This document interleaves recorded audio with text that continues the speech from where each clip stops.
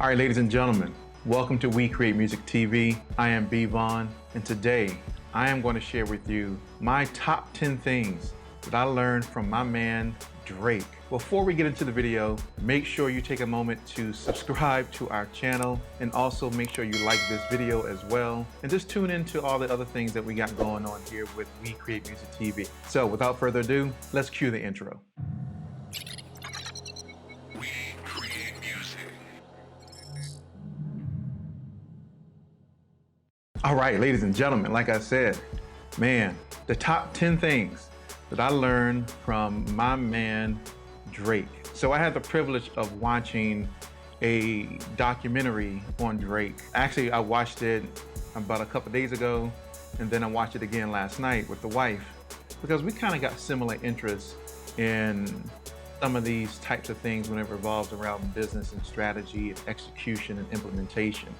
You know, not so much the music side, because that's not what really kind of gravitated me or her to really watch this documentary. It was more about what strategy Drake was implementing into his overall plan and how he executed that overall plan. So I'm going to talk about the 10 things that I learned from Drake in this video and in the part 2. So you got to stick around for part 2. So in this video, I'm going to cover 5.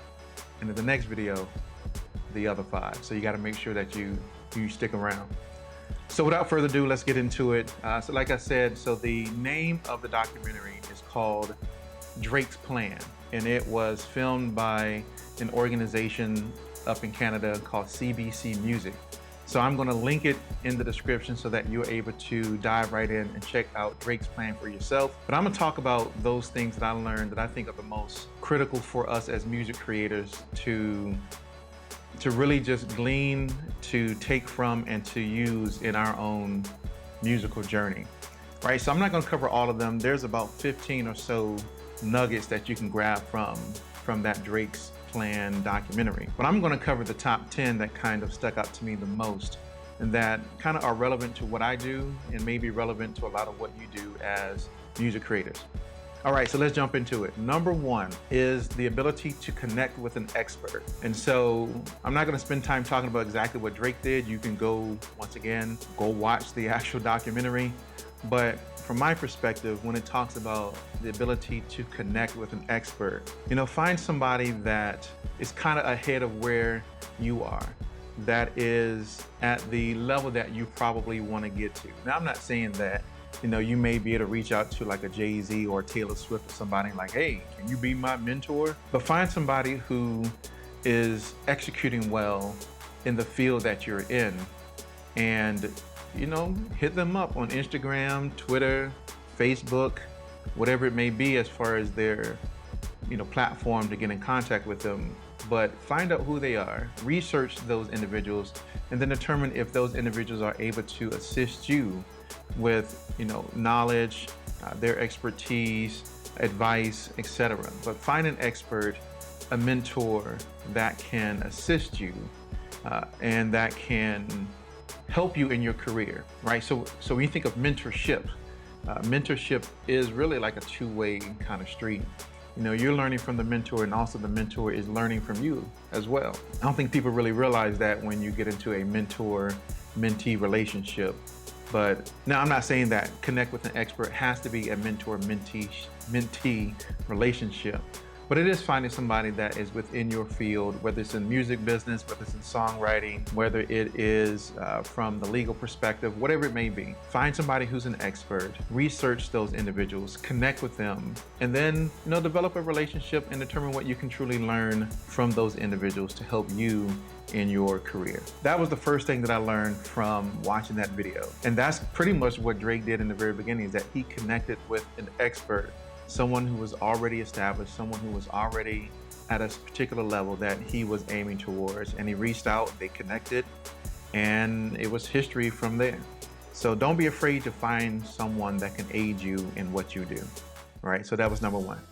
Number 2 is to build a core group of trusted collaborators, right? So core group, okay? It can't be 30 people. It has to be a closed knit group of trusted collaborators who have the same vision, mission, goals that you do for your music career. And also, you may have for theirs as well. But find people that you truly trust, people that are going to give you that good advice that you need, people who are not going to be yes men and just tell you what you want to hear, but people who are going to be really, hard and who are going to critique, but who have your best interests at heart. Don't be afraid to, build that network of people that you can collaborate with. I mean, I have a group of guys that I connect with. We send music to one another, we ask each other for advice, and we will give each other the real deal. Right? So find those individuals who are able to assist you. For Drake, it was 40 in the very beginning. And so the way that him and 40 kind of collaborated together, and then from there he established, his other core of trusted collaborators from Boy Wonder to a lot of different people. Find people that you really trust, that really have the same mission, vision, and goals that you do, that have the same interest that you do in your own career. And get those people on your team. Get them involved in what you do on a musical, creative perspective, right? So build that core group of trusted collaborators. The next is, which I thought was very interesting, which was to connect with allies beyond your borders. Now, for me, I took that not necessarily, because Drake is in Canada, and he really kind of, and once you'll watch the video, he gravitated toward America and hooked up with Lil Wayne, and it was skyrocketing from there. So he wasn't afraid to reach, beyond his borders. But for us as music creators, maybe on a local perspective or regional perspective, our borders may not necessarily be another country. Our borders could be outside of our bedroom studio. It could be outside of our city, outside of our state. So don't be afraid to gravitate toward other people in other areas who may have skill sets that you're able to utilize. Seek those individuals out. It's easy to get comfortable in your own city. It's easy to get comfortable in your own small little group of people, and then you don't want to go outside of that. And you could be closed-minded in that respect, but don't be afraid to align yourself with people, allies outside of your borders, whether that once again is your bedroom, your city, your state, whatever it may be. But reach out to other people, find like-minded people, and as I stated in number 2, build that core group of collaborators with you. The next was to put out attention-grabbing work. I thought this was critical. Because in the modern technology day and age today, we are so quick to kind of just put things out. We're so quick to create certain things and just throw it out on the internet and hope that people, kind of gravitate towards. And it's like, hey, look, I put something out. But it may not truly be attention-grabbing work. And that comes in the form of your brand, your visuals, your marketing. That comes in the form of your music. And so just think about how you're able to put out attention-grabbing work. And you'll see in the video, man, just from all the things that he did from a musical perspective, a marketing and branding perspective, how he was able to generate the type of audience and the type of attention that he was looking for from putting out that attention-grabbing work. Put things out there that, that people can relate to, that people are going to gravitate towards, that people can grab hold of and kind of make their own, and that they can connect with. So it's not just about, oh, I got a great idea for a song, let me just write it, make a quick beat and put it up on SoundCloud or some of these other streaming platforms or even YouTube. But it is about creating an entire, and you'll see from the video, right? For him, it wasn't just putting out, well, here's this video, but it was putting out a video that communicated his message through not just the song, but also through the visuals. Like when he hooked up with Director X and how they kind of just created that amazing visual perspective of what he was wanting to do through his music and through his videos as well. So think about how you can continuously put out attention-grabbing work. I mean, what are people looking for today? It doesn't necessarily have to be the same thing that everybody's doing now, but what do you think people may be looking for that's beyond what we are getting today from the current music scene, right? So that was number 4. And number 5 is lean into the language of the internet. Man, I thought this was crazy, just crazy powerful, because, and you'll see when you watch the video how they talk about the hotline bling video and how he used that video to create. Now, he didn't use it, but he understood that the video had meme potential, and he allowed all of his fans and creatives to utilize it. Now, if you've seen Hotline Bling and you've seen all of the different memes that were created from that particular video, they kind of became his spokesperson to help market that video, right? And I thought that was just ingenious. So learn the language of the internet. Learn what people are looking for on the internet. Don't be afraid of the internet. Don't be afraid of social media. I know people who are like, well, I'm not going to get on the internet and market and use social media. And it's like, okay, do what you got to do. But if you truly want to be successful today in this music industry today, you have to learn the language of the internet.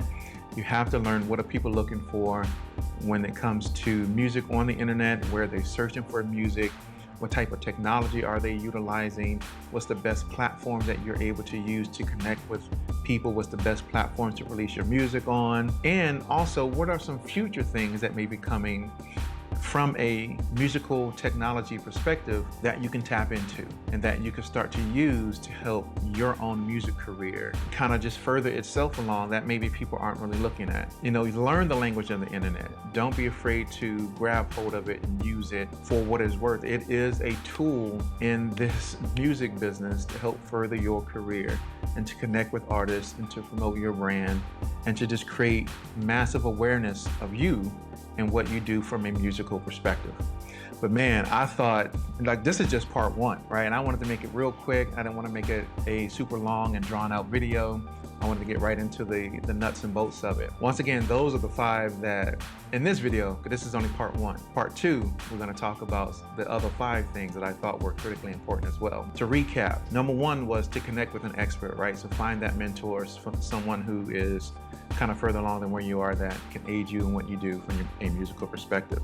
Number 2 is to build a core group of trusted collaborators, people who have the same mission, vision, and goals that you do that can help further your music career and take it to the next level. The next is connect with allies beyond your borders. Once again, your borders doesn't necessarily have to be another country, but it can be getting outside of your own bedroom. It can be getting outside of your city, getting outside of your state, and connecting with different people. The next is to put out attention-grabbing work. Once again, think about your visuals, think about how you're presenting yourself. Think also about the consistency in your visual aids and what you are promoting across social media and the internet.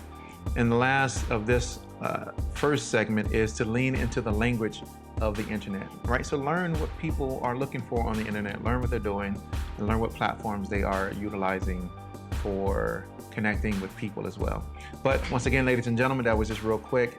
Make sure you check out part 2, which I will link somewhere up here in the video. And of course, it'll be in the description where you can check out the entire Drake's Plan video that was brought to you by CBC Music, which is a music organization based in Canada.